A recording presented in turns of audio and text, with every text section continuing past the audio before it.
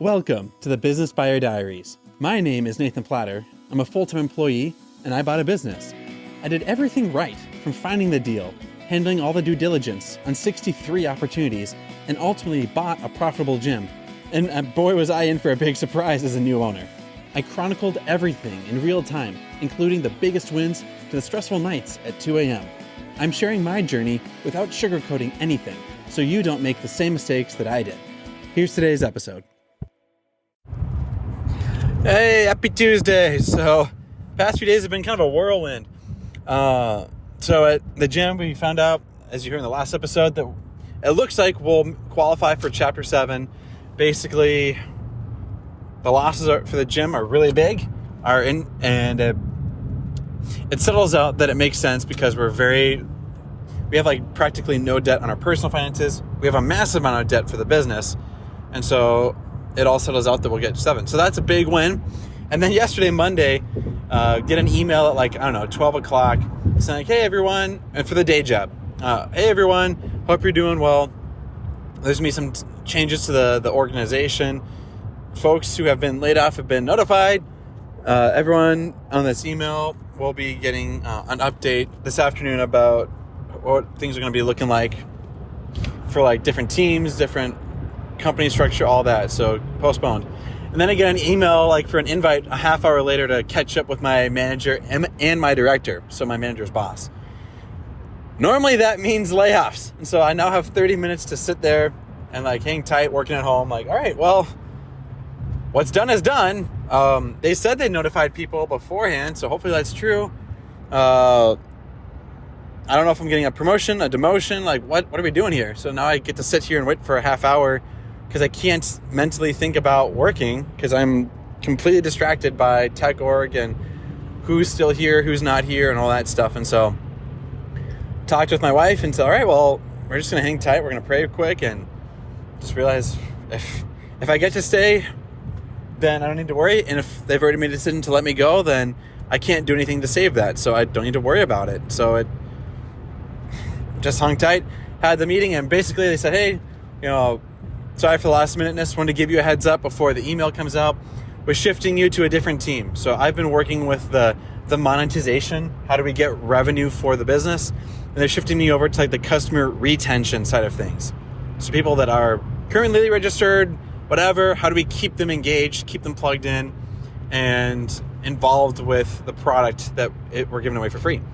So I'm like, cool, I can do that. Happy to be here. Love working with you guys. Obviously a little bit scary when there's a last minute catch up. So this is the best news I can possibly hear. I'm here for it. Happy to be here. I'll get rocking and rolling tomorrow when then everything's announced. And I'm 10 out of 10 committed to staying plugged in and engaged. Let's go. So that was good. So a big nervousness and then a big surprise and just realizing. So now today, all that to say, all the job titles are updated. Everyone had like a unique job title to an extent. So now everyone has like more homogenous, consistent job titles. So my title is now slightly different. It's not as fancy on paper, but it's more consistent across the company. So reason I bring all that up is when giving like updates and meetings with people, it's good to give them a heads up if there's nothing to worry about. Saying like, hey, don't want you to worry. Just wanted to give you an update before everyone else did. You're fine. No worries. I want to give you that courtesy insider scoop before other people do. It's all good. Just so that people are going to pull themselves out of that fight or flight brain that they're going to fall into pretty easily. And so that's just a tip I have. If you're a manager or an owner, it helps keep your people at bay and it helps keep morale high. Unless it is bad news, then you don't want to give them a heads up and then just surprise them because people don't need to People don't need to sit tight in their anxiousness if you're going to give them bad news. Just do it quick. That as well as job titles don't really matter. So at the business or at the day job, on paper, it looks like I took I used to have like a title like senior contributor. And now my title is like contributor level 2. And like for what it is in like the tech world, like senior is always a little fancier, a little more bougie than if you're like a contributor level 2. And so right now, like, it's tempting to think, oh man, I got a demotion. My title isn't as appealing. Recruiters are not going to see me as highly a desirable candidate. And so my comp on the marketplace might be down. In reality, I don't know if I did get a sideways title, like it's the same, or if I got a demotion. I honestly don't know. At the end of the day, it doesn't really matter if my day-to-day work is the same. And so at the business, if someone did get a more generic job title, for the business, it doesn't matter, because I'm looking at like who's contributing, who's selling, who's keeping morale high, who's like doing good work. And then I want to change their title to match what they're doing. So the title is always the second thing before the work that they're doing. And at the day job, on the other side, I'm like, oh, I want the fancy title. I want the recognition. I want to look fancier and more appealing than I look on paper now. So just realizing, like, from the business owner perspective, do your best. The job title will catch up.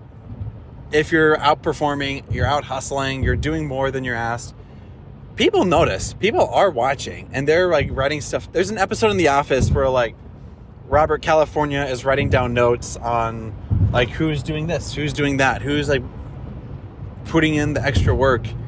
And like people notice. People are writing things down. They're watching. You may not see that they're writing things down, but they're doing it. They're always trying to figure out stuff that's 6 months down the road. Who's going to be on the A team? Who's going to be on the B team? Who's going to be on my whatever? So don't worry about if your work is not being observed. It is. And if it's not, then your manager is not very competent. So don't worry about that. My wife and I are driving back from a doctor's appointment for our little one, and she just passed me, so I'm now smiling. So that's just it. Don't worry if you don't think someone's watching you. The managers that are creators, are visionaries, are planners and movers and shakers, they're watching. If the company is going nowhere and things are flat, then you don't need to worry about it, because you'll probably get plucked out of your role and hired elsewhere. So anyhow, just interesting mindsets. As an owner, I don't care about job titles. I really don't. I only lean on job titles if something needs to happen and it's not happening. I then look at who is the most senior person on that squad, and are they doing their job? Okay, if they are, then the person below them, are they doing their job? Okay, they're not. Then that person is the one in trouble, quote unquote, in trouble, or they need to get caught up to speed. And at the day job, I'll just keep doing my best. So today, it's going to be a lot of something that I am really happy that I have done. And I would recommend this to employees. Keep track of the projects you've worked on, the bookmarks on your browser, the things that you've saved off to the side. When a transition like this happens, it's easier for you and the next person if you can just share a bunch of links with people, and they can easily like pick up what you've worked on. It makes the organization faster, more nimble, and it makes you look more competent because you've stayed organized. If it now takes like a month to transition all of your stuff over to somebody else, it looks like you're not a team player and you don't know how you've kept yourself together. So that's the optics. That's what it looks like. And whenever I've completed a project, I've always like put all the links and relevant info in a side document that's easily shareable. So now I just share a link to that document, and the person that takes over all my work can now like see everything, and they don't need to ask for permissions or whatever. It's very quick, very smooth. And now as I'm getting onboarded to somebody else's work, I'll get to see how they've stayed organized. And the less organized they have been, the more effort it's going to take to get me up to speed. And so, just a pro tip. Yes, it does mean layoffs are smoother for the employer, but are they really going to lay you off are they going to lay you off as easily or as excitedly, if that's even the right word, if you've had the goal of keeping your peers up to speed? My hunch is no. I could be wrong. And so just set yourself up for success, make your life easier, so that in the future, you'll be thanking yourself for what you're doing today. So with that being said, I'm on a new team. 30% of my role is completely brand new. I don't know what I'm doing. 70% are skills and tech that I have knowledge of. And so it's like I just got hired to a new role and I kind of know what's going on. So that's where we're at. That's where we're going. Let's rock and roll. This has been another episode of the Business Buyer Diaries. Subscribe so you don't miss the next episode. I hope you're realizing that business ownership is no cakewalk. Check the podcast notes for a link to the DIY due diligence program, the complete list of show sponsors, and for media inquiries. Music written and composed by Wes Schrock.